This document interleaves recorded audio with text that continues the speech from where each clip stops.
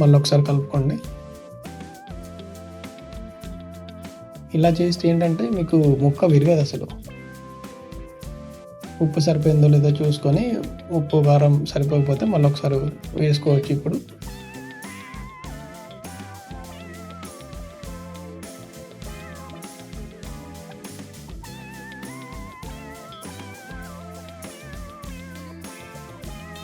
తర్వాత ఈ కరివేపాకు ఏదైతుందో అది కొంచెం ఫ్లేవర్ ఎక్కువ రావడానికి నేను మళ్ళీ పైన యాడ్ చేశాను.